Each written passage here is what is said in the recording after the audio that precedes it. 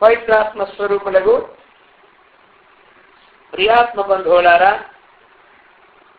అపరోక్షానుభూతి. ఈ అపరోక్షానుభూతిలో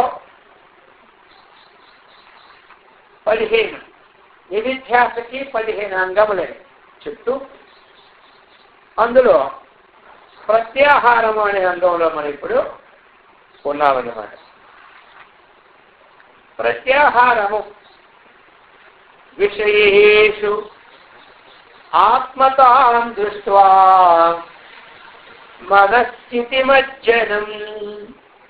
మననశ్చితిమజ్జనం ప్రత్యాహారత్వ విజ్ఞేయో అభ్యపనీయో ముముక్షుభిః. విషయేషు ఆత్మతాం దృష్ట్వా. ప్రత్యాహారం అంటే ఆచార్యులు వారు చెప్తున్నారు, విషయేషు ఆత్మతాం దృష్ట్వా. విషయం ఏవైతే లోకములో ఘటము పటము అనేకమైనటువంటి ఈ వస్తు సముదాయముల ఉన్నదో, ఈ వస్తు సముదాయముల యందు ఆత్మస్వరూపమును దర్శించి అన్నారు. మనకు కనబడుతున్న వస్తువుల యందు ఆత్మస్వరూపమును దర్శించి మనస్సును ఏం చేయాలి? ఆ యొక్క చిత్ పదార్థములందు లయము చేయుట ప్రత్యాహారము. ఇది ముముక్షు అభ్యసింపదగినది అన్నారు. ముముక్షు ద్వారా అభ్యాసం చేయవలసిందని. ఏవైతే మనం దృశ్య వస్తువులు చూస్తూ ఉన్నామో, ఆ దృశ్య వస్తువుల యందు ఆత్మస్వరూపాన్ని దర్శించమని. అది మరి ఆ పదార్థముల యందు ఆత్మస్వరూపాన్ని దర్శించినప్పుడు ఏం చేస్తాం? మరి ఎక్కడ దర్శనం ఉందో అక్కడ లయం అవుతుంటుంది అన్నమాట. మరి ఆ లయమే ప్రత్యాహారము అని చెప్పినారు. మరి దృశ్య వస్తువుల యందు లయము అనేటువంటిది ప్రత్యాహారం. ఎట్లా మరి ఇది? దృశ్య వస్తువుల లయమే ప్రత్యాహారం అయితే అందరూ దృశ్యంలోనే లయమైపోతున్నారు కదా. ఈ దృశ్యంలోనే లయమైపోతే చెప్పనే అవసరం లేదా? లోక విషయాల్లో దృశ్య వస్తువులు ఏంటి, అందరూ లయమవుతూనే ఉన్నాం మనం అందరం.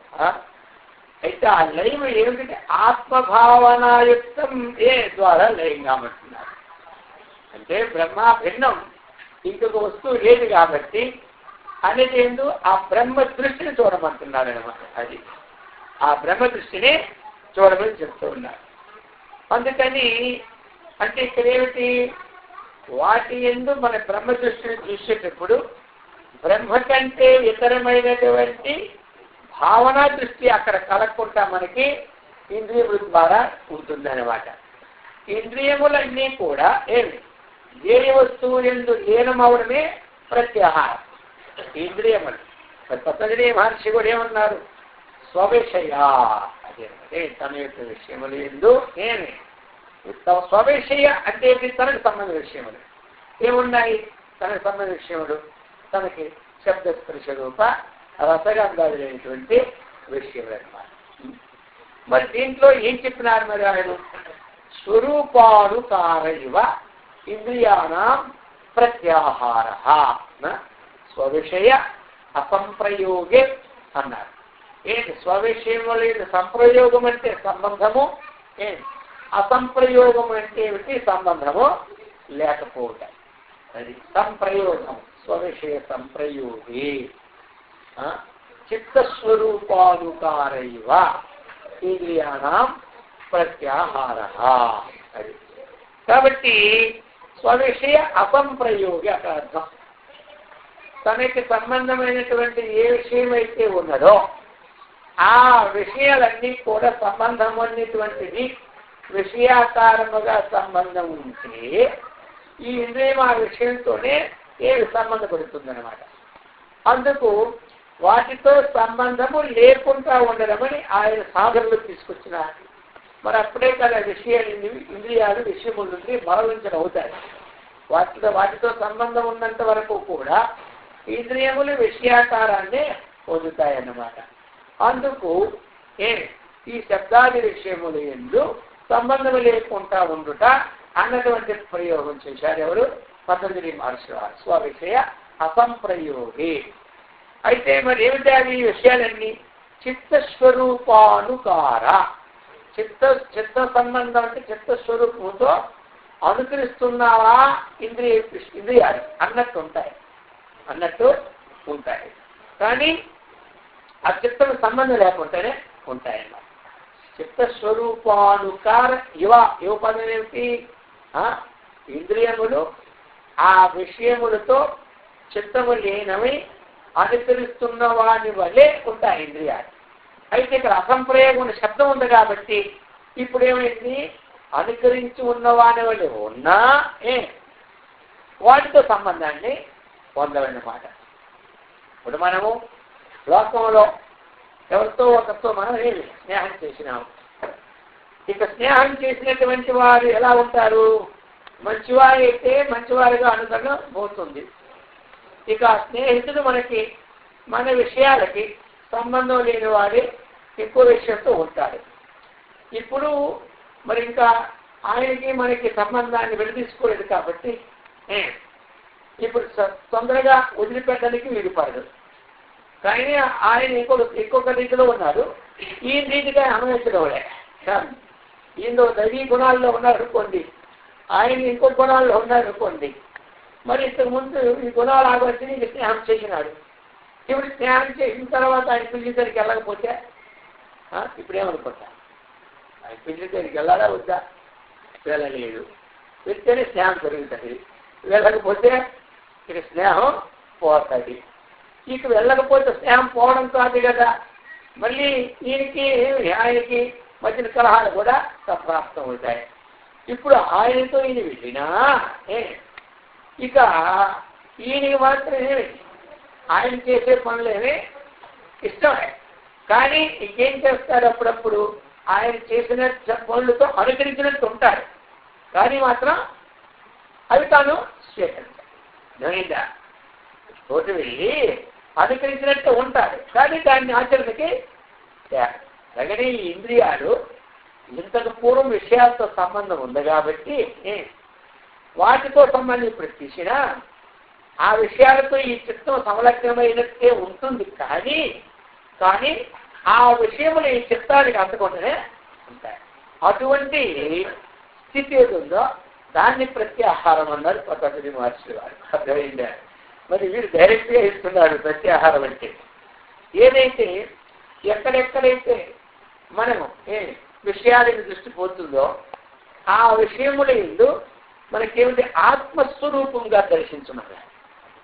ఆత్మస్వరూపంగా దర్శించి అది ఆత్మదృష్టితో ఆ చిత్ పదార్థముల ఎందు ఆ చేతనవంతమైన పదార్థములు ఆ చైతన్య శక్తితో అనుశ్వతమైన పదార్థములు దాని ఎందు మనస్సును ఉంచడమే ప్రత్యాహారం అన్నారు. అందుకనే మనకి ఏదైనా దేవతల దగ్గరికి వెళ్తాం. ఈ దేవతలందరికీ వెళ్ళిన తర్వాత ఇప్పుడు మనకు ఒక ఇష్టదేవత ఉంటుంది, ఇష్టదేవత ఆరాధిస్తాము, ఇంకా అనేకమైన దేవాలయానికి పోతాం. ఇప్పుడు మరి మనం ఏం చేయాలి? మనకి ఏది ఇష్టదైవం ఉన్నదో ఆ దైవం అన్నిట్లో ఉన్నట్టుగా మనం భావించుకోవాలి. అన్ని వస్తువుల్లో కూడా ఆ దైవం అంటే ఇప్పుడు రాముడు మనకి ఇష్టం అనుకుందాం. మనం ఇప్పుడు ఎక్కడికి ఆంజనేయ గుడికి వెళ్ళాము, లేకపోతే శివాలయంకి వెళ్ళాం, లేకపోతే విష్ణువాలయంకి వెళ్ళాం. ఇప్పుడు ఆ వస్తువులు మనం దర్శిస్తున్నాం. వస్తువు అంటే అక్కడ మామూలు వస్తువు కాదు, అక్కడేది కదా, అది పరమాత్మ వస్తువు లేదా దైవ వస్తువు. దాన్ని దర్శిస్తూ ఉన్నాం మనం. ఇప్పుడు దర్శిస్తున్నప్పుడు మనం ఏం చేయాలి? మరి వాటి ఎందు మన ఇష్టదేవత ఉన్నట్లే దృష్టి చేస్తాం. అప్పుడు ఏమవుతుంది? మనకు అది చేసినప్పుడు వాటి ఎందు మనం లైఫ్ చేసినప్పుడు మనకి ఇప్పుడు ఏమవుతుంది? మనకి ఇది వేరు ఇంక మనలో ఉన్నటువంటిది వేరు అన్నటువంటి భేద బుద్ధి ఏమవుతుంది? ఇప్పుడు ఆ భేద దర్శనం అక్కడ మనకి కలుగుతూ ఉండేది. ఎక్కడ భేద దర్శనం ఉందో అక్కడ ఇంద్రియము ఆయా విషయంతో సంబంధం వేరవుతుంది.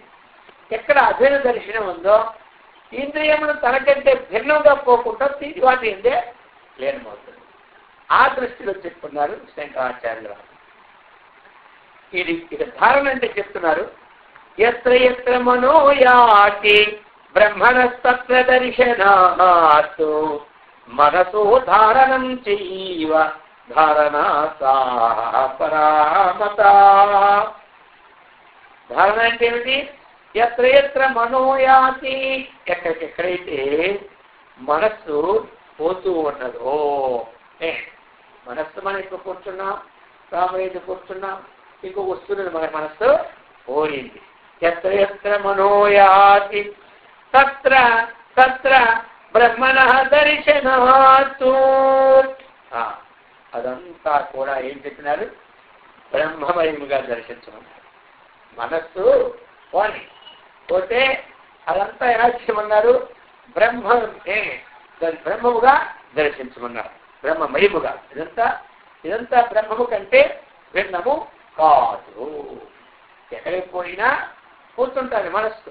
మరి పోయేటప్పుడు ఎలాగంటే అదంతా బ్రహ్మమయముగా దర్శించమన్నారు. మరి ఆ బ్రహ్మమయంగా ధరిస్తే అప్పుడేమైంది?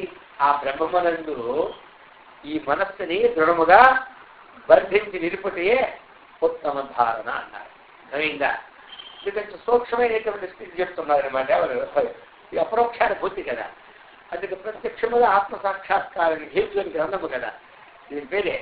అందుకని దాన్నే మరి అష్టాంగ యోగంలో ధారణ ఉంది. మరి ఆ ధారణ ఏమిటి చెప్పారు వారు?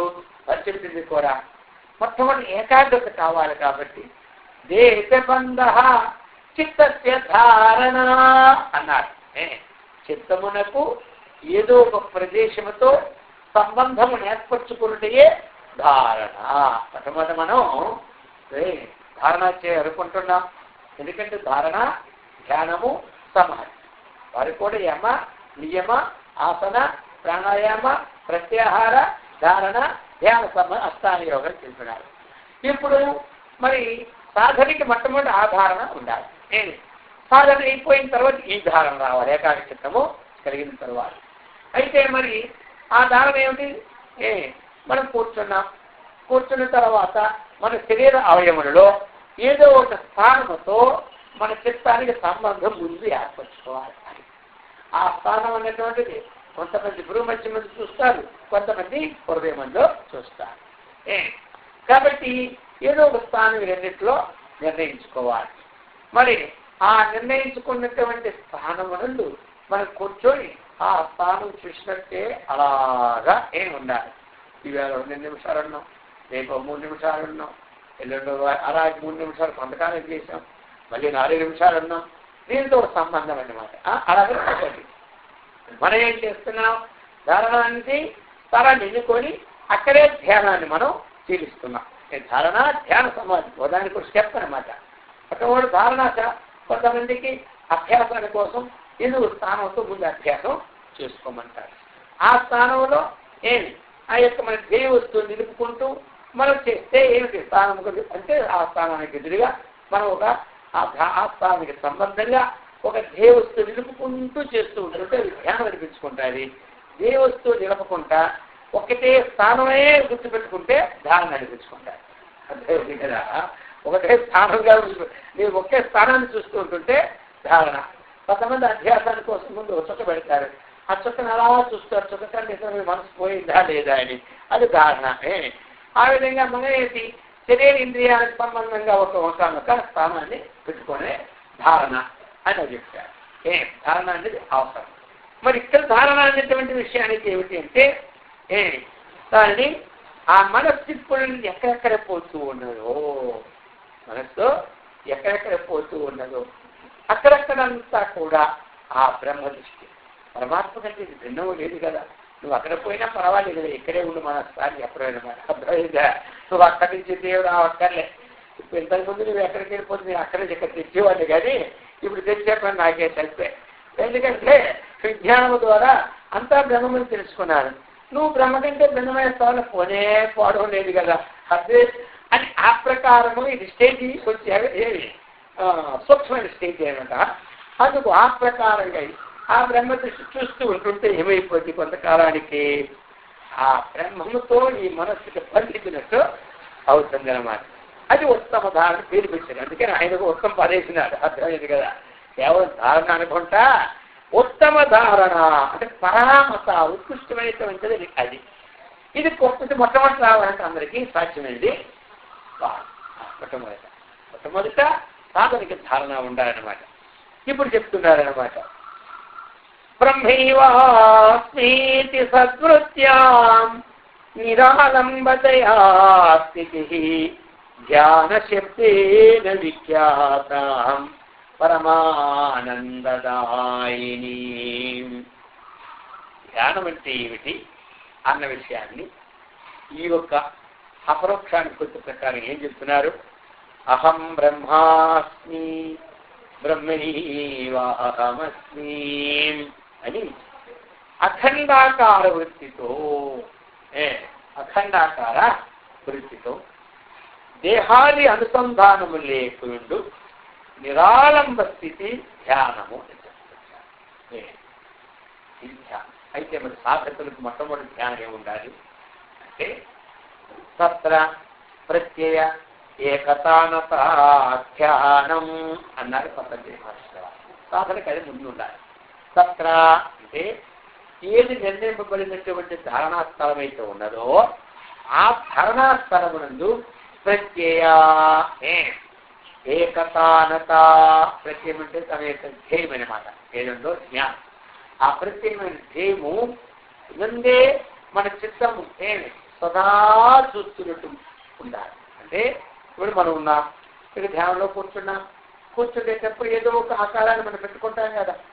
ఆ ఆకారానికి మనం ఇంతకుముందు పెట్టుకున్న స్థానానికి సంబంధాన్ని ఏర్పరచుకుంటూ ఆ రెండే మనకు కనబడుతూ ఉండాలన్నమాట. ఏదైతే మన స్థానం ఉందో ఈ స్థానానికి ఎదురుగా ఆ విష్ణువు ఈశ్వరుడు ఎవరికి ఇష్టదేమో ఆ దైవాన్ని అలా మనం చూస్తూ ఉంటుంటే తత్ర తస్మిన్ స్థలే ధారణాస్థలే ప్రత్యయ ఏకతానత అంటే విచ్ఛిన్నము. విచ్ఛిన్నం కాదా? విచ్ఛిన్నం అవుతారు. మొట్టమొదటి మనం కూర్చొని సాధన చేస్తూ ఉండేటప్పుడు ధ్యేయం ఇంతకు ముందు మన మనస్సు అనేక విషయములతో సంబంధపడి ఉన్నది కాబట్టి ఆ మనస్సు అటు పోవడం ఏమి పోతారు. పోతున్న మాట ఎవరికి లేదు. ఇంద్రుడికి పోతుంది, చంద్రుడికే పోతారు. పోతున్న మాట ఎవరికి? అందరికీ పోతూ ఉంటుంటారు. అయితే అది సాధన అభ్యాసం అయిపోయిన తర్వాత స్వాధీనం అయితే తెగిపోయేది లేదు. సాధనా కాలంలో పోవడం సహజమన్నమాట ఎవరికైనా. అయితే మరి దాన్ని మనం ఎట్లా మరి తీసుకురావాలి అంటే ఆ యొక్క ధ్యానంలో మనస్సు పోయినప్పుడు విజాతీయ సజాతీయ ప్రవాహం, విజాతీయ తిరస్కారపూర్వక, విజాతీయ తిరస్కారపూర్వక సజాతీయ ప్రవాహం ధ్యానము అన్నారు. కాబట్టి విజాతీయ తిరస్కారపూర్వక సజాతీయ ప్రవాహం ధ్యానం. సజాతీయము అంటే ఏమిటి? ఒక రాముడిని ధ్యానిస్తున్నప్పుడు ఆ రాముడు శ్యామరుడు, ధర్మ పరిపాలకుడు, కళ్యాణమూర్తి, మోహన రూపాయ పుణ్యశ్లోకాయ మంగళం అని అటువంటి సత్యమూర్తి. కాబట్టి ఇవన్నీ భావాలు వస్తూ ఉంటుంటే ఇది సజాతీయం అంటారు. నేను సమానమైనటువంటి సత్సంబంధమైనటువంటి ఇవేనమాట. ఇది విజాతీయం అంటే అయిపోయింది, మనగా కూర్చున్నాం, అక్కడ తప్పుడు వచ్చింది, పిల్లి పాలు తోసేసిందేమో అని వచ్చింది. మనకి ఏమిటైంది? విజాతీయం. అర్థమైంది కదా. తాళా కింద పడింది, అప్పుడు తాళా మర్చిపోయి కూర్చుని కుర్రవాళ్ళు 10-15 పోతారు ఏం చేయాలందుకైనా అని మళ్ళీ వచ్చింది. ఇది విజాతీయము. అర్థమైంది కదా. ఇది ఇంకా మనం పోనీ ఎవరెవరితో సంబంధాలు పెట్టుకుంటుంటామో ఈ ప్రస్తుతం మనకి ఏంటంటే శబ్ద వినికిడి వల్ల వచ్చినటువంటి సజాతీయం విజాతీయాలు. పూర్వం ఎక్కడెక్కడికి వెళ్తుంటాం, ఎవరో మంచి ఆ స్నేహితులు మళ్ళీ చెప్పినారు, మర్చిపోతావా, ఫోన్ చేయలేదా అనుకో. అప్పుడప్పుడు ఫోన్ చేస్తాను, మర్చిపోయాడు 6 మాసాలే ఫోన్ చేయలేదు, ఆ రోజు గుర్తొచ్చింది ఆ సమయంలో అనమాట. అయ్యో ఫోన్ చేయలేదే లేవగా ఫోన్ చేస్తానులే, నీకేం పర్వాలేదులే. ఇక అది సూక్ష్మంగా వస్తుంది విద్యార్థి అనమాట. ఇవి స్థూలంగా ప్రత్యక్షంగా విద్యార్థులు, అది సూక్ష్మంగా విద్యార్థి, ఇవన్నీ వస్తుంటాయి. సహజం. ఏం రాకుండా ఎలా చెప్పండి ఇవన్నీ వస్తూ ఉంటుంటాయి. మొట్టమొదటి లేకుండా ఎలాగా అందులోనికి ఇప్పుడు ఫోన్లు వచ్చినాయా ఇవి మరీ జాతీయులు అనమాట. అందుకే ధ్యానంలో కూర్చున్నప్పుడు ఎక్కడైనా ఆధ్యాత్మికంగా ఉంటే ఫోన్లు ఫోన్ కూర్చోనే మనం మంచిది. లేకపోతే మాత్రం అది ఉన్న ధ్యానం కాస్త అది శబ్దం వచ్చిందంటే ఎవరు చేసినారు, వాళ్ళు చేసి వీళ్ళు చేశారు, నీకు ఇల్లుగా ఎవరు చేశారనే భావం ఉంటుంది. కానీ అర్థమైందా మొత్తం భావం ఉండదు అనమాట. అందుకు పావుగంట అరగంట ఫోన్ చేసి పక్కన పడిస్తే దూరం ఉండదు. తర్వాత మళ్ళీ మనం ఏదో మరి తర్వాత 23 గంటలు ఏం పని అదే పని కదా. కాబట్టి అందుకోసం ఆ గంట అయినా మనం ఏం చేయాలి, ఆ పక్కన పెట్టేయాలన్నమాట. అలా పెడితేనే మనకి కుదురుతుంది. ఏమంటారు మొట్టమొదటి అది కుదురుతుంది ఏమిటి కుదరదు. అందుకని ఆ విజాతీయం వచ్చినప్పుడు దాన్ని తిరస్కారం, దాన్ని విడిచిపెట్టి అయ్యో రామరామ కొంతమంది ఏమనుకుంటారంటే ఇప్పుడే రావాలా దేవుడా ఈ పావుగంట మాత్రం అవేమీ రాకుండా అయిపోయిన తర్వాత నువ్వు వెళ్ళి పంపించినా నాకు పర్వాలేదు, అర్థమైంది ఏ విద్యార్థులు వచ్చినా నాకు పర్వాలేదు కొంతమంది ప్రార్థిస్తూ ఉంటారు దేవుడిని. అది కూడా కొన్ని మంచిదే, అంతవరకైనా ఏకాగ్రత ఇవ్వమని కోరుతూ ఉన్నారనమాట. కాబట్టి ఆ వచ్చేటప్పుడు అవన్నీ కూడా సామాన్యమైన విషయాలు వస్తూ ఉంటుంటాయి. కాబట్టి ఆ వస్తువుల సత్తా ఏమీ ఉండదు. కాబట్టి ఇక వాటిని మనం నేను ఈ జనము నుండి ఏదైనా సరే వచ్చినా దానిని తిరస్కరించి ఆ విషయానికి ఆలోచించుకుంటా మళ్ళీ మన తెలియదు ఈ యొక్క ఇష్టదేవత ఎందు మనస్సును పెట్టినటువంటి అలా అభ్యాసం చేస్తూ ఉంటుంటే కొన్నాళ్ళకి ఇక అవేమీ మన ప్రతిబంధం కలిగించామన్నమాట. తిరస్కారం అంటే ఏమిటి, వాటికి కూడా నిషేధించడం. ఇంకా తిరస్కారం అంటే ఏమిటి, ఓ మనస్తా ఇప్పుడే నువ్వు పోతూ ఉన్నావు కదా, ఎన్ని జన్మల నుంచి విషయం ఇలాగే ఉంటుంది, ఇంతకు పూర్వం ఇలాగే పోతూ ఉన్నది. కానీ ఇప్పుడు నేను ఆధ్యాత్మిక చింతన తత్వం ఎక్కువ వచ్చింది కాబట్టి ఇక నీవు ఏదైతే కోరుతూ ఉన్నావో వెంటనే నువ్వు కోరిన వెంటనే వచ్చేవాడిని నేను ఆ విషయానికి నువ్వు ఆలోచిస్తుంది మనస్సు. ఆ ఆలోచన సంబంధించిన దూరంగా తీసుకెళ్ళి చిక్కులు పడేస్తుంది. అక్కడ ఆ చిక్కులు పడేసి మనకేమి తోచక ఇప్పుడు చెప్పమా చేసి చెప్పి వేగిస్తున్నాడు దానిలో ఈ చిక్కులు కూడా సరిపోయింది ఇద్దేద్దామా నీ చెప్పమంటాం మనం. అర్థమైందా? అలా కాకుండా అర్థమైంది కదా. ఇప్పుడు ఆ మనస్సుకి నువ్వు ఇంతకుముందు ఏ చిక్కును ప్రసాదించినా ఇది నీకంటే నాకు అన్నీ ఏదైనా తెలిసిపోయి నీతో వచ్చేవాడిని. ఇప్పుడు తెలిసిపోయింది నువ్వంతా కూడా మాయ చేసినందు మోసం చేస్తా నీతో వస్తే ఇప్పుడు తెలుసుకున్నాను. వేదాంత సభల ద్వారానే తెలుసుకున్నాను. కాబట్టి నువ్వు ఎక్కడికి వెళ్ళినా పర్వాలేదు. నీ సంబంధంగా నేను ఇంద్రియాలు నీకు పంపను. వాటిని పంపితే కదా నీ పని అవుతూ ఉన్నది. కేవలము ఒకరిస్తే ఏం చేస్తారు, సేనా నాయకుడు ఒకరిస్తే సేన పట్టుకుని ఏమి చేయగలరా? ఆ ప్రకారంగా ఒకరు వెళ్తే కాదు, ఎంతమంది వెళ్తేనే పని. అందుకని నేను మాత్రము ఆ విషయాలకు రాను అని దానికి అక్కడే సమాధానం అనమాట. అది తిరస్కారం అనమాట. ధ్యానంలో మనసు పోతే కొంచెంసేపు ఆపి అది ఎక్కడికి వెళ్ళిందా, ఏ విషయమా అని ఒక్క నిమిషం మళ్ళీ గుర్తించుకోవాలి. ఏ విషయం మీదకి వెళ్ళిందా అని దానికి ఎంక్వైరీ పెట్టాలి. అప్పుడే 2 minutes ఒక 20 సెకండ్లు 30 సెకండ్లు పెట్టామనుకోండి, అదేం చేస్తుంది, అక్కడే ఉండదు.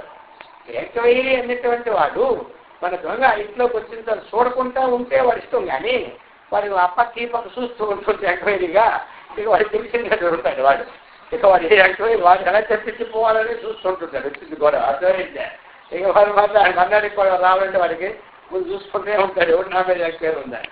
ఈ ప్రకారంగా ఆ మనసు పోతూ ఉన్నప్పుడు ఇప్పుడు మనకు కాస్త ధ్యానం వాటి ఎంక్వైరీ పెట్టామనుకోండి బుద్ధి ద్వారా, వెంటనే ఏం చేస్తుంది మనసు, ఇక నాకు ఏమి ఇక్కడ పొరుగు లేదని ఆగిపోతుంది అనమాట. దాని మీదే ఆగిపోతుంటాను. అందుకు ఇదంతా ఏమిటి, తిరస్కారం. ఇదంతా ఏమిటి, తిరస్కారం. అందుకని విద్యార్థి తిరస్కార పూర్వక సజాతీయ ప్రవాహం ధ్యానం చూస్తుంటారు. అదే పతంజలి మంత్రంలో ఏమన్నారు, తత్ర ప్రత్యయ ఏకతానత ధ్యానం. తత్వధారణాస్తనే ఏదైతే మనకి ప్రత్యయం ఉన్నదో, ఏ ధ్యేయ వస్తువు ఉన్నదో అది ఒకే రూపములో తైలు ధారా వచ్చిందనివా అంటారు కొంతమంది. తైలు ఎలా పోస్తే ఎక్కకుంటే ఎలాగే ధార వస్తూ ఉంటుంటారో దీర్ఘ గంట నినాదవద్ద మరి కొంతమంది అంటారు. గంట గట్టిగా పుట్టిన తరువాత అది వదిలిస్తే మంచి గంట అయితే మనసేపు అలా మెల్లగా సౌండ్ మనకి మనకు గట్టిగా నిలబడిపోయినా ఆ సౌండ్ అలాగే వస్తుంటాయి అన్నమాట. ఆ ప్రకారముగా ఏ వస్తువుతో ఎవరి మనస్సు అయితే సంబంధపడుతూ ఉంటుంటారో అది ధ్యానం అన్నారు. ధ్యానం వల్ల ఏమిటి? ధ్యానం నిర్విషయం మనః. ధ్యానం అనేది విషయ రాహిత్యాన్ని కలుగు చేస్తుంది అన్నమాట. అయింది కదా, విషయ రాహిత్యాన్ని కలుగు చేస్తారు. కాబట్టి ధ్యానం. అయితే మరి ధ్యానం అంటే చెప్పినారు మనకి ధారణ, ధ్యానం. ధ్యానంలో ఏమిటి? త్రిపుటి అన్నమాట. మనం ధ్యానం, ధ్యాత, ధ్యేయము, ధ్యానం 3 ఉంటాయన్నమాట. ధ్యానంలో ధ్యాత, ధ్యేయము, ధ్యానం. ధ్యాత అంటే ఎవరు? ధ్యానము చేసిన వాడు అని అర్థం. కర్త అంటే కర్మ చేసేవాడు, కార్యాన్ని చేసేవాడిని కర్త అంటారు. తినేవాడిని ఏమంటారు? భోక్త అంటారు. ఇచ్చేవాడిని ఏమంటారు? దాత అంటారు. అర్థమైంది కదా. ఆ ప్రకారంగా ధ్యానం చేసేవాడిని ధ్యాత అంటారు అనమాట. కాబట్టి ధ్యాత. ఇక ధ్యేయం అంటే ఏంటి? మన ఇష్టదైవం, అది ధ్యేయం. ధ్యాత అయింది, ఇది ధ్యేయమైంది, 2 ఉంటాయి. 3వది ఏమిటి? దీనికి సంబంధమైన మాట. ధ్యానానికి, ధ్యాతకి, ధ్యేయానికి కొన్ని సంబంధాన్ని ఏమంటారు? ధ్యానం అంటారు. ధ్యానం అంటే ఇంకేదే, ధ్యేయ వస్తువుతో తనకున్న సంబంధాన్ని ధ్యానం అంటారు. ఆ సంబంధం విచ్ఛిన్నమైతే పరధ్యానం అంటారు. ఎవరో బాగా చెప్తున్నారు, మనకి వింటూ ఉన్నాం. ఆయన గట్టిగా చెప్పిన మనం వింటున్నాం. కానీ అది అప్పుడు ఆయన చెప్పినప్పుడు మన మనకు చెప్పలేదు, ఎక్కడో లోపల ఆలోచిస్తుంది. ఆయన మళ్ళీ ఇందుకేదో చెప్పిన ఒకసారి చెప్పండి మళ్ళీ అడుగుతాం. అర్థమైందా? ఆయన ఏమంటాడు? ఇది పరధ్యానంలో ఉన్నావా అంటారు. ఇంకేమిటి? నా మాట అక్కడ ఏమిటి? ధ్యేయము. ఆయన చెప్పిన మాట ధ్యేయం. దాన్ని ఆలకిస్తున్నాడు ఎవరు? మనం ధ్యాత అయినా. ఆయనతో సంబంధం మళ్ళీ ఏం తెలుస్తుంది? అడిగినారు, పరధ్యానంలో ఉన్నావా అంటారు. అలాగనే ఇక్కడ మనకేమిటి? ధ్యాత అంటే ధ్యానం చేయవాడు, వస్తువు అంటే ధ్యేయము. ఈ రెండింటికి అవినాభావ సంబంధమే ధ్యానం. అయింది కదా. అందుకని అది అయితే మరి కొంతమంది ఇష్టదేవుతో సంబంధపడి ఏదైనా ఒక ఆకారాన్ని చూస్తే ధ్యానం మంచిదా, ఆకారం లేకుండా చేస్తే ధ్యానం మంచిదా అంటారు. అర్థమైందా? ధ్యానం అంటేనే ఆకారం. అర్థమైంది కదా. ధ్యానం అంటేనే ఆకారం. ఆకారం లేని దిక్కేమో ధ్యానం చేస్తారు. ధ్యానం అనే పదానికి 3 ఉండాలి. చేసేవాడు ఉండాలి, మనకి ఏది చేయడానికి యోగ్యం ఆ వస్తువు ఉండాలి, రెండింటికి అవినాభావం. దీన్నే ధ్యానం అంటారు. దీన్నే ధ్యానం అంటారు. ధ్యానం అనేటప్పుడు మరి ఇప్పుడు సాకారం నిరాకారం అంటే ఆకారం. ధ్యానానికి ఏమి నిరాకారం అనేవి ఉండదు, ఒకటే ధ్యానం. అది మళ్ళీ చివరికి వెళ్తే పరాకాష్ట, అప్పుడు సమాధికి పేరు వస్తుంది. అర్థమైందా? అప్పుడు సమాధికి పేరు వస్తుంది అనమాట. అందుకని మనము ఒక ధ్యేయ వస్తువుతోని లీనమైనంత మాత్రంలో మనకి ఆ ధ్యానం తక్కువ లేదు అనుకోకండి. ఏమంటారు? కొంతమంది డ్యూటీ ఎలా ఉంటారు అంటానికి, ఇది ధ్యేయాన్ని పెట్టుకుంటారు, మీరు ఇంకా ఆ ధ్యేయంలోనే ఉన్నారా అంటారు. అంటే ఏమైపోయింది? వాడు ధ్యేయం దాటిపోయినట్టును, మనం ఏమో ధ్యేయంలో ఉన్నట్టు.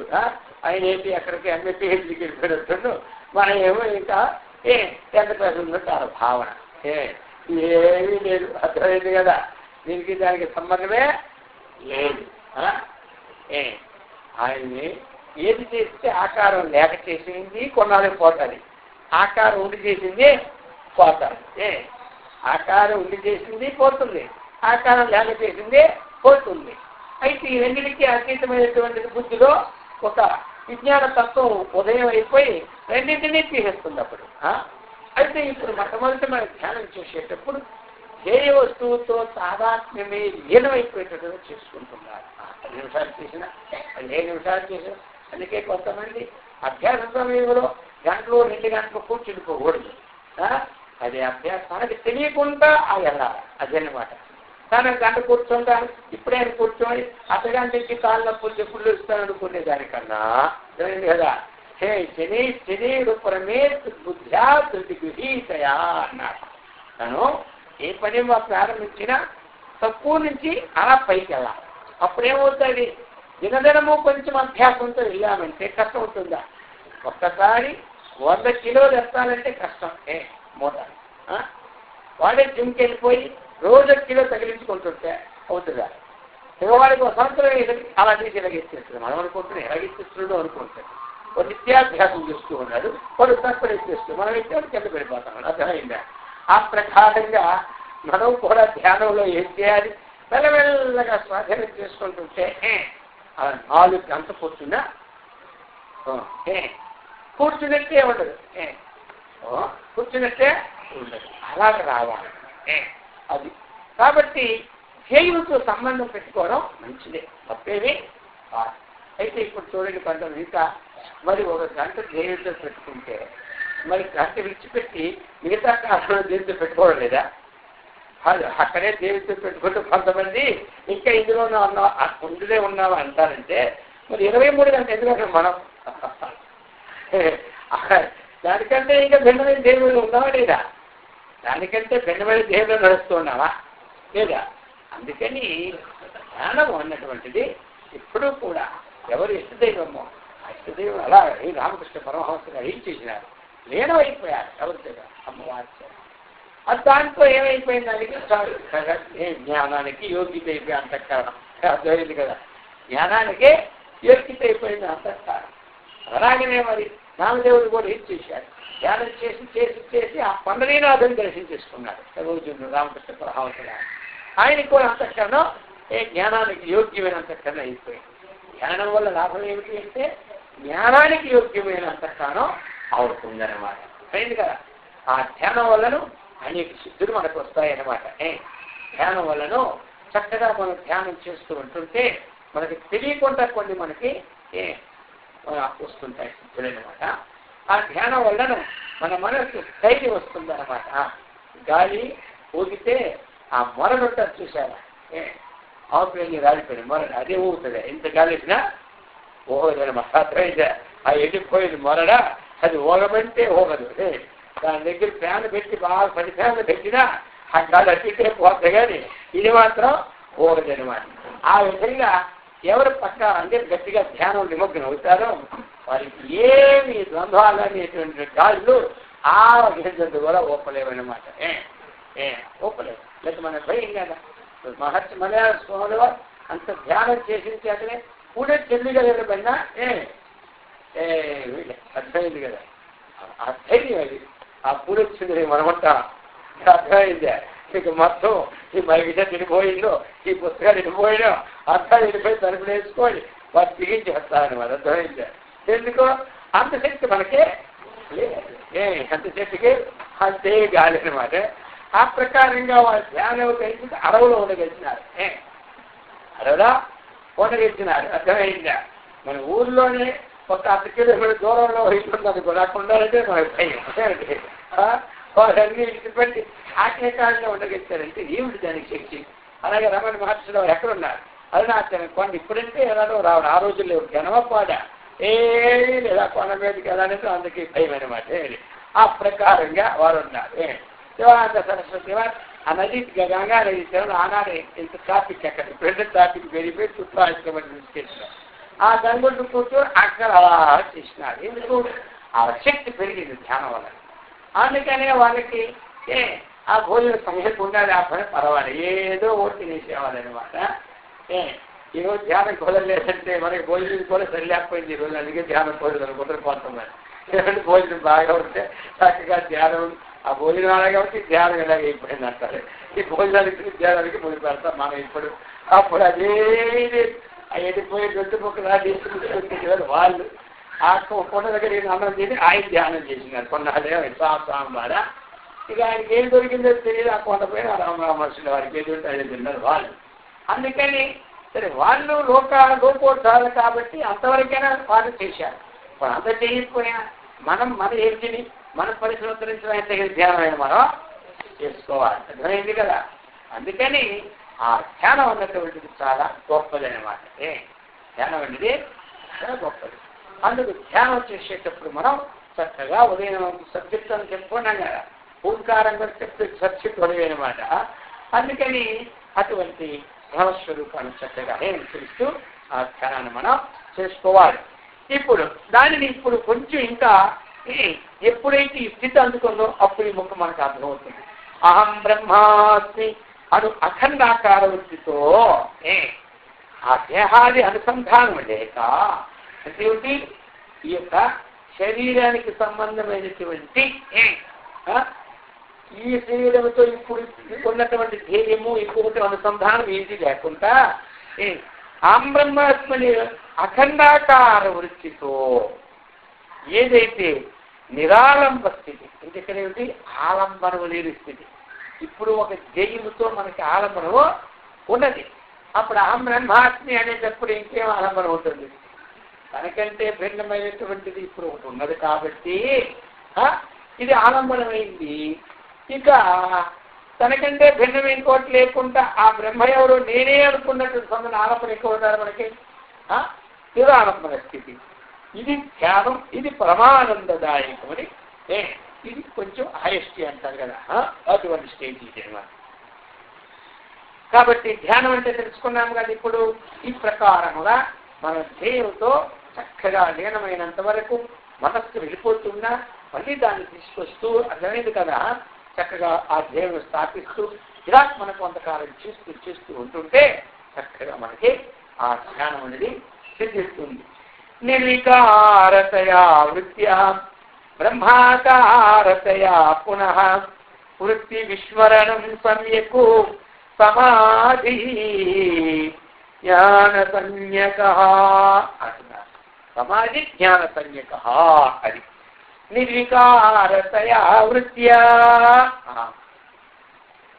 ఇంతకు ముందేమిటి అహం బ్రహ్మాస్మి అంటే బ్రహ్మేవ అహమస్మీతి వృత్త్యా అని ఎక్కడ ధ్యానంలో ఉన్నది ఇప్పుడేమిటి ఆ యొక్క వృత్తి అనేటువంటిది రహిత్యమైన మాట ధ్యానానికి సమాధికి ఉన్నటువంటి డిఫరెన్స్ ఈ శాస్త్రం ద్వారా మనం ఆచార్య అభిప్రాయానుసారంగా తెలుసుకుంటున్నాం ఇప్పుడు నిర్వికారతయా వృత్త్యా అది ఏమిటి వికారము లేకుండా ఇంకెలా బ్రహ్మాకారతయా ఇక అంతా బ్రహ్మాకారాకారితమైనటువంటిదే ఉంటుంది పునః ఈ వృత్తి విస్మరణం ఏదైతే వికారరహితమైనటువంటి బ్రహ్మాకారమైనటువంటి ఏ వృత్తి అయితే ఉన్నదో ఆ వృత్తి కూడా ఎక్కడేమైపోతుంది విస్మరణం దాన్ని కూడా విగత స్మరణం స్మరణం అంటే గుర్తు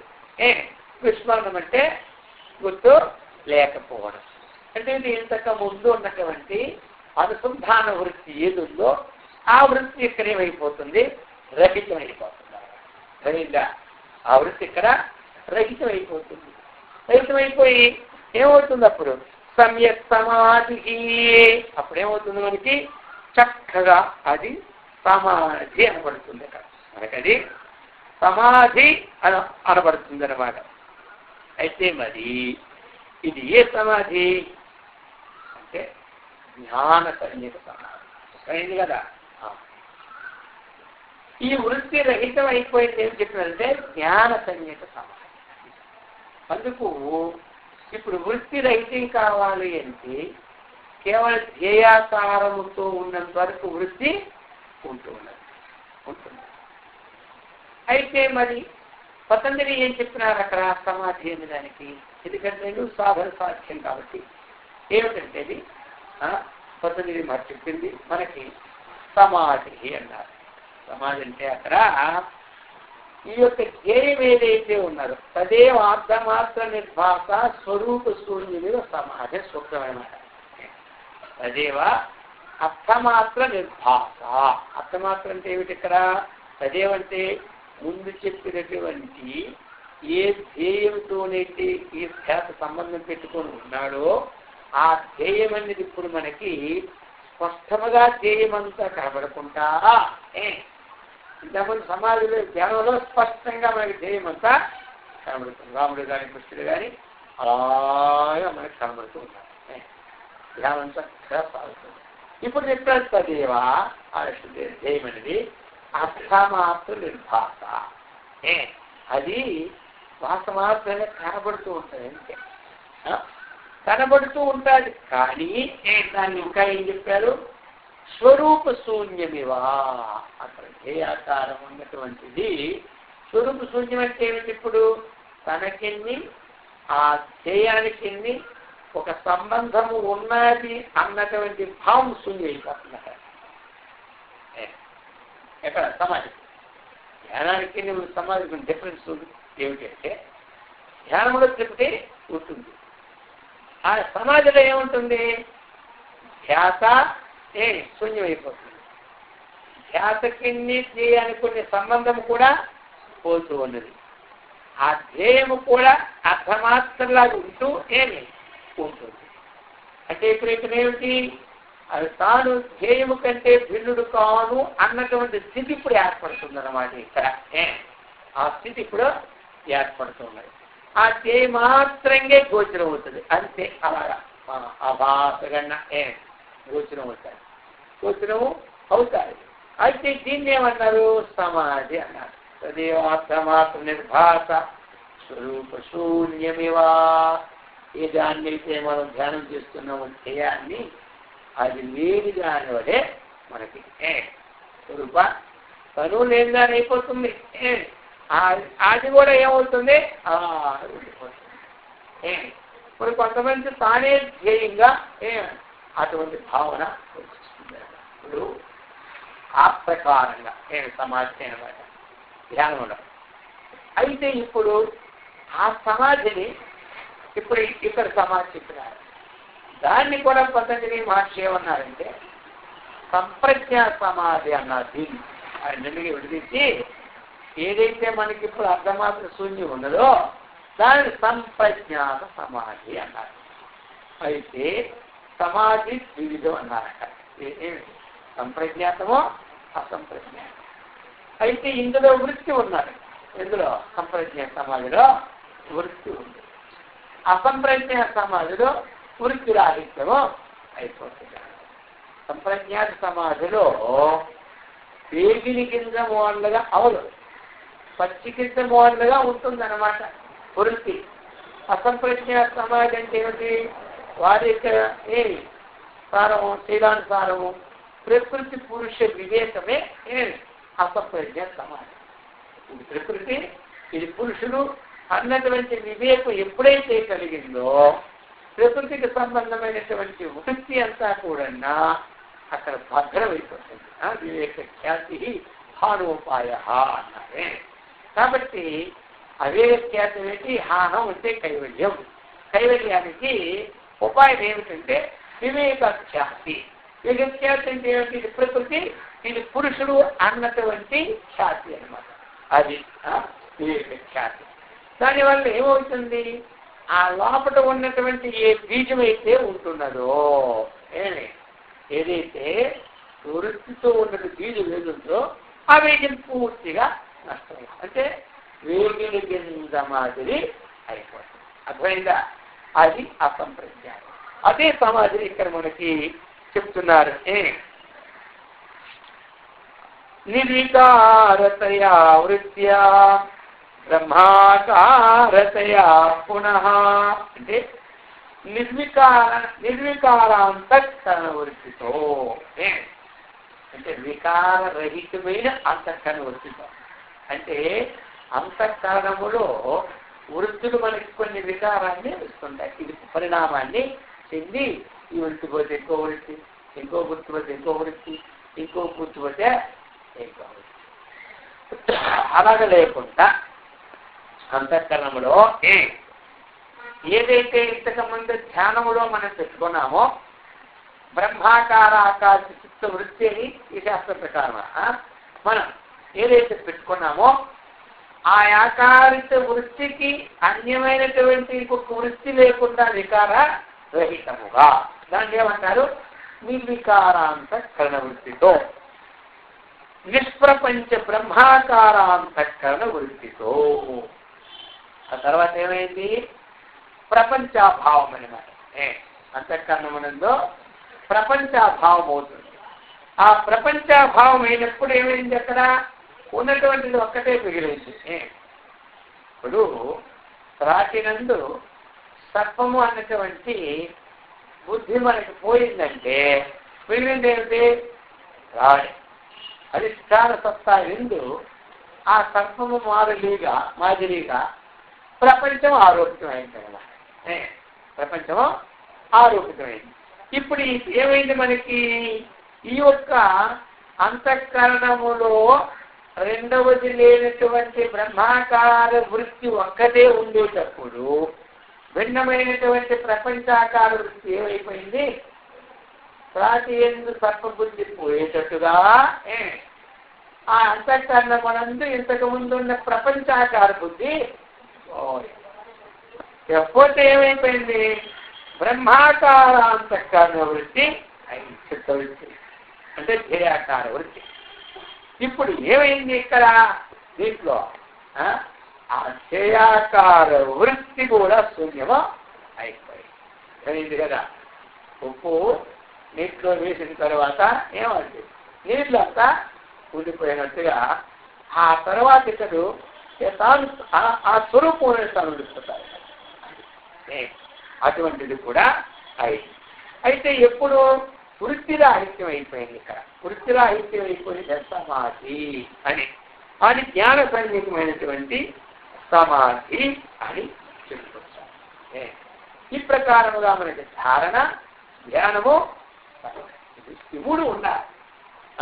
ధారణ అంటే ఏమనుకున్నా చిత్తానికి ఏదో ఒక ప్రదేశంతో సంబంధం ఏర్పరచుకోవడమే ధారణ.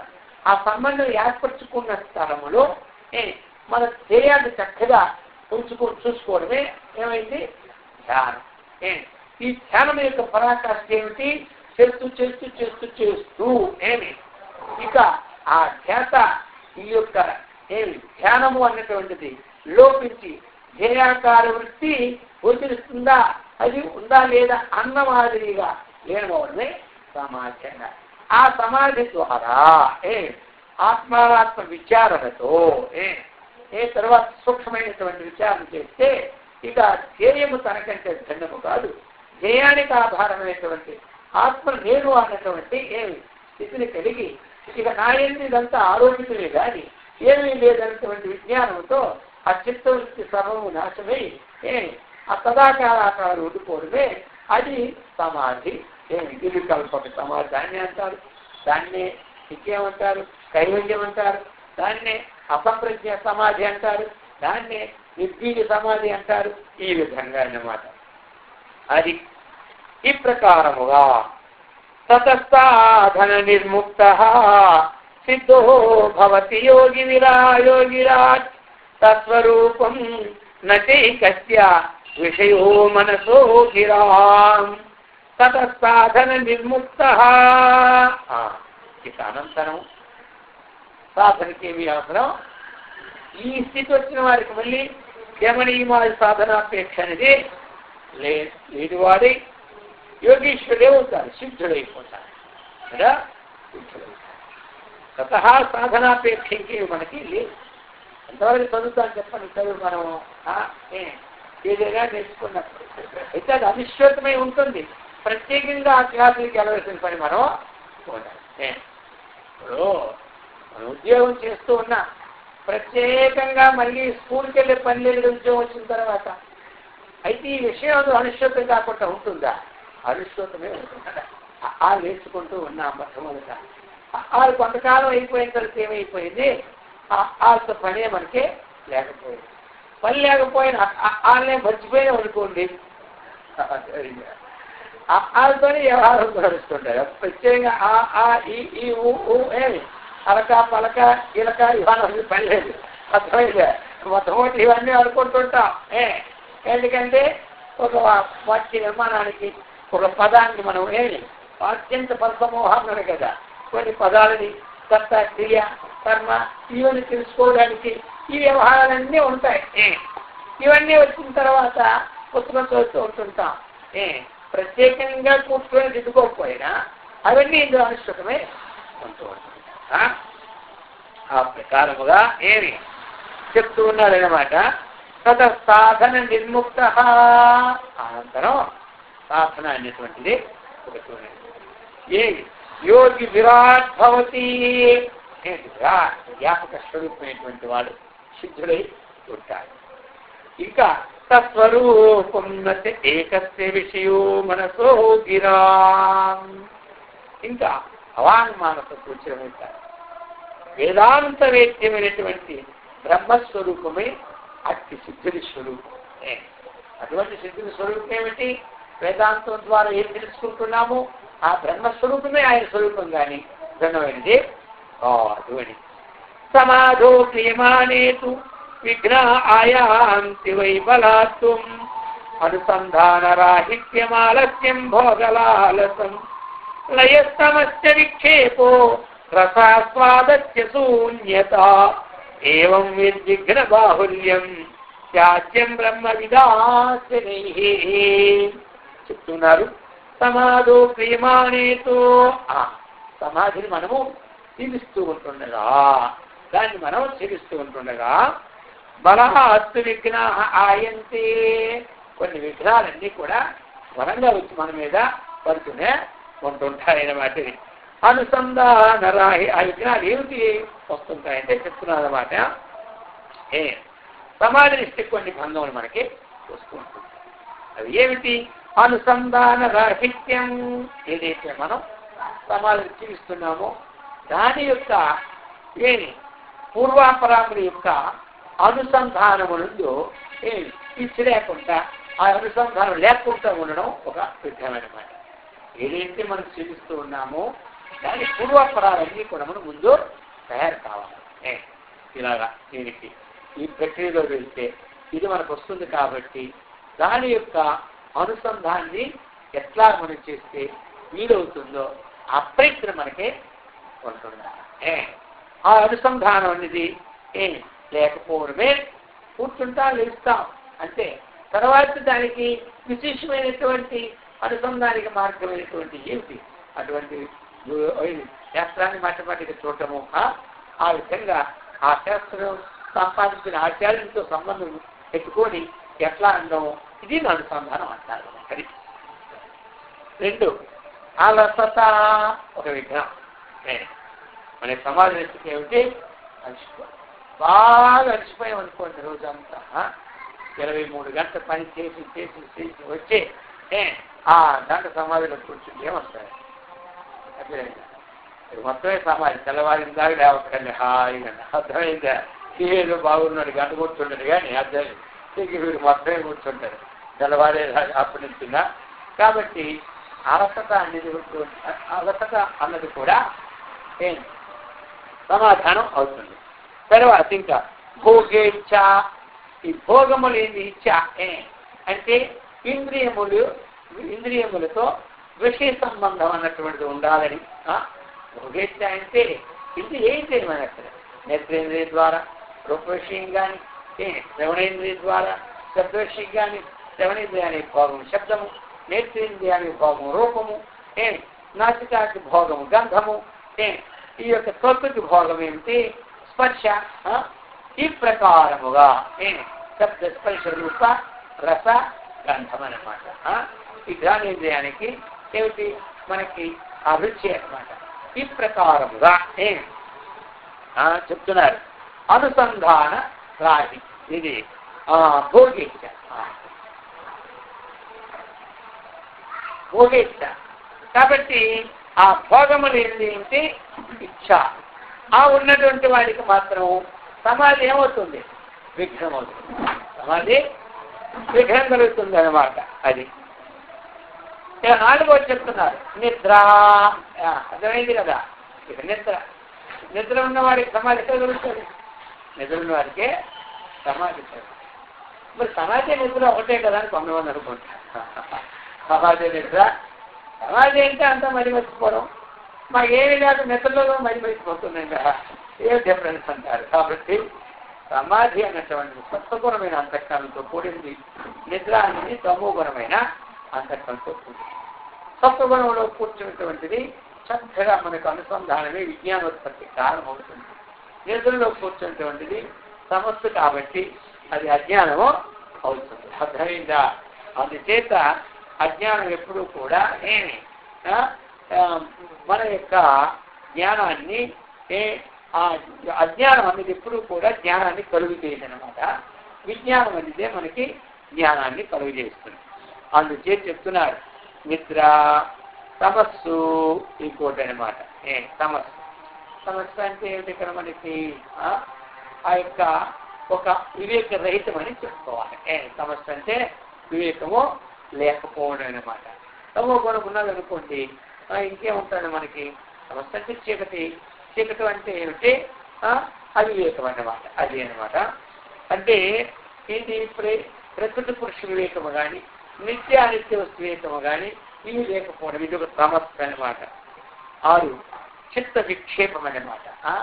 అందుకని విక్షేపం అంటే మనకి చిత్తము ఆయా ఇతర విషయాలతో సంబంధపడి అనేకమైన విక్షేపాలకి గురి అవడం అన్నమాట. ఇక 7 రసాస్వాదము. ఎప్పుడు కూడా ప్రకృతి విషయ సంబంధమైన రసము కానీ, ఈ ఇంద్రియాల యొక్క రసము కానీ ఆస్వాదించడం ఎందే ఇది మనస్సు ఉంచడం, అది సమాధికి భంగం అన్నమాట. 8 శూన్యత్వం. ఏమీ లేదులే అనుకోవడం కూడా అది కూడా సమాధికి భంగం అన్నమాట. కాబట్టి బ్రహ్మవ్యాప్తి ఏం చేయాలి? వీటిని చక్కగా విడదీయాలి. అది కూడా చెప్పిన వ్యాధిత్యాన్ని సంశే ప్రమాదాలస్యాభివృద్ధి భ్రాంతి దర్శన మూలకత్వాత్ అని ఇవి సమాధి విఘ్నాలని ఆ యొక్క పద్ధతి మహర్షుల వారు కూడా ఈ చిత్తానికి ఏకాగ్రతకి ఇవన్నీ విగ్రహాలను చెప్పుకొచ్చారు. ఇటు ఒక్కటే అవి. ఈ ప్రకారముగా భావవృత్యా హి భావత్వం, శూన్యవృత్యా హి శూన్యత, బ్రహ్మవృత్యా హి పూర్ణత్వం తథా పూర్ణత్వం అభ్యసేత్. ముందు శ్లోకాలు మనం చెప్పుకున్నాం. మరి సమాజ విఘ్నాలు పోవాలంటే ఎట్లాగా? ఆ యొక్క భగవంతుడిని చక్కగా మనం ప్రణాళిక కావాలి. అప్పుడే మనకి విఘ్న నివారణము అవుతుందన్నమాట. విఘ్న నివారణము అప్పుడే అవుతుందన్నమాట. కాబట్టి మన సాధన అనేటువంటిది విఘ్నం కలిగిందని విడిచిపెట్టుకోవాలి. విఘ్నం కలిగిందని ఎప్పుడు విడిచిపెట్టకూడదు. విఘ్నం కలిగిందని విడిచిపెట్టామనుకోండి, వాడు అసముడు అన్న ఇంకా విఘ్నం వస్తుందని మానేసుడు అసమాధుడు అనమాట. ఇంకా విఘ్నే ముఖం ప్రతిహన్యమానోపి. విఘ్నాలు మాటికి వచ్చినా వాటి చేత తాను కొట్టబెట్టినా అంటే వాటి తాకింది తనకి తగిలినా ముందుకెళ్ళేవాడే ఉత్తముడనమాట. ఉత్తమ స్థితికి వెళ్ళాలి. విఘ్నాలు వస్తూ ఉంటుంటాయి. శ్రేయాంసి బహువిఘ్నాన్ని అన్నారు. మంచి పని చేసేవాడికే విఘ్నాలు. లేని వారి విఘ్నాలు ఏమిటి? విఘ్నాలే రావు. మనం ఎక్కడికైనా సరే ఓ దేవాలయానికి వెళ్ళాలన్నా, ఓ సత్సంగానికి వెళ్ళాలన్నా ఇందులో కొన్ని విఘ్నాలు వస్తుంటాయి. సినిమాకి వెళ్ళాలనుకుంటే విఘ్నాలే రావు. అర్థం ఇంటి వాళ్ళు కూడా అక్కడ దించేస్తాను అంటారు. ఎక్కడ? ఆ సినిమా హాల్ దగ్గర అక్కడ కూడా మా పని అంటారు. ఎక్కడ? సత్సంగానికి వెళ్ళమని అర్థమైంది కదా. ఈ ప్రకారంగా కొన్ని శ్రేయాలకు విఘ్నాలు అన్నారు. మంచి పని చేసిన వాడికి విఘ్నాలు వస్తుంటాయి. అందరికీ విఘ్నాలు కావు. అయితే విఘ్నేది ముఖపతి హన్యమానం అవుతుంది. విఘ్నాలు మాటి వస్తూ ఉన్నా మనం ఏం చేయాలి? విఘ్నాలు వస్తూ ఉన్నా విడిచిపెట్టకూడదు. ఆ విఘ్నాలు ఎందుకు సహజం. విఘ్నం అనేది భారతాధ్యయనం. విఘ్నం అనేది ఏమిటి? భారతాధ్యయనం. సాధించడం అనేది పురుష ప్రయత్నం. మనకి ఆత్మ సంబంధమైనటువంటి జ్ఞానం అనేది ప్రారంభానికి సంబంధమే లేదు. మన సాధన అన్నది ప్రారంభానికి సంబంధమే లేదు అనమాట. ప్రారంభం ఏమిటి? కేవలము ఇంద్రియ సంబంధమైనటువంటి సుఖ దుఃఖముల యొక్క భోగత్వ వరకే కారణం కానీ మానవుడు మాధవుడు కావాలంటే ప్రారంభంలో లేదని మాత్రం చెప్పుకోకూడదు. మనం అంతఃకరణ రహితం చేసుకోవాలంటే ఇది నా ప్రారంభంలో లేదు అనుకోకూడదు. అర్థమైంది కదా. 4 నెలలు కట్టలేదు అనుకుంటే అది ప్రారంభం లేదనుకోవాలి. అంతేగాని అర్థమైందా? సాధనకి సంబంధమైనటువంటిది కానీ ఆత్మజ్ఞానానికి సంబంధించినటువంటిది కానీ కొంతమంది ఎవరికైనా ఏది పెట్టాలంటే అయ్యో పెట్టేది మా ప్రారంభమే లేదంటారు. పెట్టేది ప్రారంభమైంది. అర్థమైందా? తినేది ప్రారంభం అయితే పెట్టేది ప్రారంభం కాదా? కాబట్టి ఇవన్నీ మన ప్రయత్నం అన్నమాట. ఇవన్నీ మన ఏమిటి? ప్రయత్నం. అంతేగాని మాకు ఎప్పుడు పూజ చేసేది మా ప్రారంభం లేదంటారు. ప్రారంభం పూజ చేసే సంబంధం ప్రారంభంలో ధ్యానం చేసే ప్రార్థన చెప్పుకోవద్దు అనమాట. ఇవన్నీ మనం వినకూడదు. అయితే వీటినా సరే ఆచరణ పెట్టుకోకూడదు. ఆ పట్టం నాకు కూడా అలాగే నా ప్రారంభం లేని చేస్తే నాకు దాన్ని బుద్ధే పోవట్లేదు అంటే ఈ పట్టం ఇక అయిపోయింది. ఇదంతా కలిసి నాస్తిక మతం కింద రేపు వస్తుంది అన్నమాట. అందుచేత ఈ విధంగా కాకుండా ఏమి ఉండాలి, అది మనం ప్రయత్నం చేయాలి. అటు అథవా ప్రాప్తి స్పర్ధం చెప్పావా మోక్షే మహ్యం అన్నారు. జరిగింది కదా. రంగంలో దిగిన తర్వాత పోయినామా స్వర్గలోకం వస్తుంది, గెలిచినామా ఇక్కడ ప్రధానమంత్రి అయిపోతాం మనం. అర్థమైందా? ఆ ప్రకారంగా ఉండాలన్నమాట.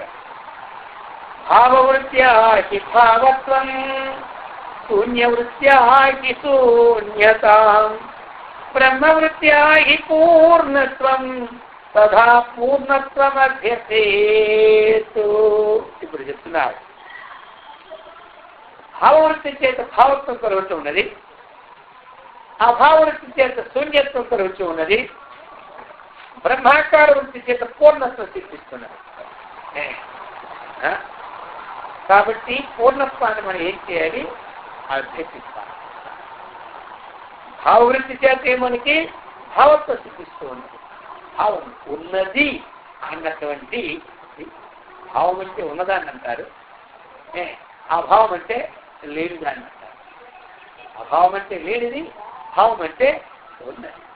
ఉన్నది అని ఒకటి అనుకున్నాం అనుకోండి, అది ఎప్పుడైనా అసత్ అనేది సిద్ధిస్తేనే ఇంకా లేదు అనుకున్నానండి, అది శూన్యత్వం కల్లే ఉంటుంది. అందుచేత భావవృత్తి అనేది ఉండాలి. భావం అనేది ఉండాలి. మరి ఆ భావమే మనకు తీసుకొస్తుంది అన్నమాట. ఆ భావం ఇప్పుడు ముందుకి తీసుకెళ్ళదు. అభావనందు మరి శిక్షేంద్రియాదులకి అభావం ఎప్పుడు ఏమి దాన్ని ఏకాగ్రతని సిద్ధింపజేయగలదు. భావమే ఏకాగ్రతని సిద్ధింపజేస్తున్నాడు. లేదు ఇంకే ఏకాగ్రత సిద్ధింపజేస్తాయి. అభావం ఎప్పుడు కూడా పూర్ణత్వాన్ని ప్రకటన చేయగలదు. భావత్వం ఎప్పుడు పూర్ణత్వానికి ప్రకటనకి సహాయపడుతున్నాడు. అయితే అందుకు చెప్తున్నాడు ఇక్కడ భావవృత్తి చే భావత్వం ఏకం సత్ మన భావం అనమాట. ఏకం సత్ అంత ఒకటే ఉన్నది అనమాట. ఎక్కడ ఉంది? సర్వత్రా ఉన్నది. ఇది ఒక భావం. ఇది దీని చేత మనకి ఎప్పుడైనా ఆ భావత్వం సిద్ధిస్తున్నది అనమాట. కాబట్టి నాసతో విద్యతే భావ అదేంటి కదా. ఇదేమిటి ఇక్కడ? నా అసత భావ అభావ నా విద్యతే. అసత్తుకి ఎప్పుడు అభావము ఉండదు. అసత్తుకి ఎప్పుడు భావం ఉండదు. అసత్తుకి ఎప్పుడు భావం, సత్తుకి ఎప్పుడు అభావము ఉండదు. అసతో విద్యతే భావో నా భావో విద్యతే సత. నా సతో విద్యతే భావ అసత భావ నా విద్యతే. అసత్తుకి ఎప్పుడు భావము లేదు. నా భావో విద్యతే సత. సత సత్తునకు అభావ నా విద్యతే. సత్తుకి ఎప్పుడు అభావము లేదు. అందుకనే మరి అవినాశి తద్విద్ది ఏదో సర్వ ఇదం తత్వం. ఇదం సమస్త ప్రపంచం. ఇదం తత్వం అంటే సర్వవ్యాప ఇదంతా సమస్త ప్రపంచము కూడా అవినాశి. అవినాశి అంటే వినాశము లేదు. అది వినాశం నవ్యే శాస్య నకస్తి కర్తుమర్హతి. వినాశం లేని దానికి వినాశం కలిగించుటకు ఏ ఒక్కడు సమర్థుడు కాదు. కదా. అందుకని భావగ్రాహి జనార్దన నేను అర్థమైంది కదా. కాబట్టి ప్రకారముగా భావవృత్తి చేస్తే భావత్వం సిద్ధిస్తుంది. ఆ విధంగా అభావవృత్తితో ఉంటే శూన్యత్వం సిద్ధిస్తుంది. ఇప్పుడు ఏమిటి? బ్రహ్మాకార వృత్తితో ఉంటే ఏమైపోతుంది? పూర్ణత్వం సిద్ధిస్తుంది. అంతటా సర్వత్రా ఏమైపోతుంది? అంతా బ్రహ్మమయం, సర్వం బ్రహ్మమయం జగత్ అన్నటువంటి అఖండాకారమైన బ్రహ్మాకార వృత్తి ఎప్పుడైతే మనకి ప్రజ్వలించిందో దాని చేత ఏమైపోయింది? అంతా ఈ సమస్తమంతా కూడా బ్రహ్మమే కానీ బ్రహ్మ కంటే భిన్నమో కాదు అన్నప్పుడు ఏమైపోయింది? అంతా పూర్ణత్వం. అది భావాభావానికి అతీతం. భావాభావాలకి అతీతమైన అన్నిటినీ నింపుండది. పూర్ణత్వం ఏం చేస్తుంది? భావాన్ని నింపుతుంది, అభావాన్ని నింపుతుంది. కాబట్టి మనకి ఏం కావాలి? ఇప్పుడు ఆ పూర్ణత్వాన్ని అభ్యసం చేసుకోవాలి. ఏమంటారు? ఆ పూర్ణత్వం యొక్క అభ్యాసం మనకి రావాలన్నమాట. అందుచేత ఏకవృత్తిం జగత్యేనాం బ్రహ్మాఖ్యాం పవనీం పరాం వృథైవ తేతు జీవంతి పశుభిశ్చ సమానరాః. ఎవరైతే ఏనాం వృత్తిం జహాతి, ఇటువంటి పూర్ణత్వమైనటువంటి బ్రహ్మాకాశమైన వృత్తిని ఏనా వృత్తిని జహాతి విడిచిపెడుతూ ఉన్నాడో. అంటే ఎవరైతే ఏనాం వృత్తిం జహాతి, ఇటువంటి వృత్తి ఏ వృత్తి అది? ఆ యొక్క బ్రహ్మాకార వృత్తి పూర్ణత్వం దానివల్ల సిద్ధిస్తుంది కదా. అటువంటి వృత్తి ఎవరైతే విడిచిపెడుతూ ఉన్నారో, ఇంకా అటువంటి వారి వ్యర్థముగా బ్రహ్మాఖ్యాం పవనీం పరాం, అది ఎలాంటిది? మళ్ళీ ఆ వృత్తి పావనీం పరాం, పరమ పావనాన్ని చేస్తుంది. పరాం పావని, ఆ బ్రహ్మాకార చిత్తవృత్తి ఏం చేస్తుంది? పావన. ఈ దేహాన్ని పావనం చేస్తుంది, స్థూల దేహాన్ని, సూక్ష్మదేహాన్ని అంతటి ఏం చేస్తుంది? పావనం చేస్తుంది. అటువంటి అంతా ఆ బ్రహ్మాండం అంతా కూడా పావనం చేస్తుంది. ఇది అటువంటి వృత్తి. అదేమిటి? సర్వోత్కృష్టమైనటువంటి వృత్తి అన్నమాట. అది అటువంటి వృత్తిని విడిచి ఇక వ్యర్థముగా జీవించి పనులు ఎవరైతే ఉన్నారో వారి పశువులతో సమానము. కానీ అర్థమైంది కదా, మానవత్వ ధర్మము లేదు అంటుంది అర్థమైంది శాస్త్రం. అందుకే అంత గట్టిగా చెప్తే కానీ మనకు ఉండదు. అర్థమైంది కదా. చిన్నపిల్లలకి నువ్వు పశువు లాంటి వాడు రా 4 సార్లు అన్నావు అనుకో, మరి పాపం వస్తుంది. పశువునా? పాపం వస్తుంది. శాస్త్రము మనకు కూడా అప్పుడప్పుడు చెప్తుంటారు. శాసనం అనమాట. రాజశాసనాన్ని ధిక్కరిస్తే ఏమవుతాం మనం? అర్థమైందా? ఇంకా రాజ్యంలోనే ఉండక్కర్లే. ఆ ప్రకారంగా ఈ యొక్క ఆధ్యాత్మికమైన శాస్త్రాన్ని మనం ధిక్కరించినప్పుడు మనకి మనకి కావలసిన సంపూర్ణ సిద్ధి మాత్రం కలగదు. అందుచేత చెప్తూ ఉన్నారనమాట. ఈ ప్రకారంగా చక్కగన్నా అటువంటి వారు ఎవరైతే, అందుకే అన్నారు కదా, పుట్టుకుంటా ఉన్నవాడే పుట్టినవాడు అన్నారు. ఆ యొక్క ఉద్దేశం ఎక్కిన వారు ఎవరైతే ముసలగాలితో సమానమయ్యా అనేసిన రామా, అప్పుడు మరి అంత గట్టి అంతేగాని పట్టదు కదా తినేవాడిగా. కాబట్టి పీకవాడు ఎలాంటి అంటే ముసలగాలితో సమానం పోమన్నారు. అర్థమైందా? ఎందుకంటే మామూలు గాడిదలు అయితే ఇంకేమే వస్తువులైన మోస్తుంటాయి. ఈ ముసలగాలు ఏమి పోయిన మూల ఉంటాయి కాబట్టి అటువంటితో సమానమైన మాట. అందుచేత అదే ఇక్కడ చెప్పినారు. శాస్త్రం చెప్పింది కదా, జ్ఞానేన హీన పశుభి సమాన అని. ఈ ప్రకారముగా మనము పుట్టి ఏం చేయాలి? ఆ బ్రహ్మాకార వృత్తిని పొందాలి. మానవుడి పుట్టి మానవత్వాన్ని సంపాదించుకొని మాధవుడు మనం కావాలి. ఆ మాధవుడు కావడానికే మన యొక్క ఈ యొక్క మనందరి ధ్యేయం అదే. మానవ జన్మ ముఖ్య లక్ష్యము అదే. కాబట్టి అటువంటి సత్కర్మ నిష్ఠను, భగవద్భక్తిని, ఆత్మజ్ఞాన సంపత్తిని మనకి ఆ గురుదేవుడు శ్రీకృష్ణ పరమాత్మకి సదా రక్షించుగాక. ఓం సహనావతు సహనౌ భునక్తు సహ వీర్యం కరవావహై తేజస్వినావధీతమస్తు మా విద్విషావహై. ఓం శాంతి శాంతి శాంతి. హరి ఓం తత్సత్తు.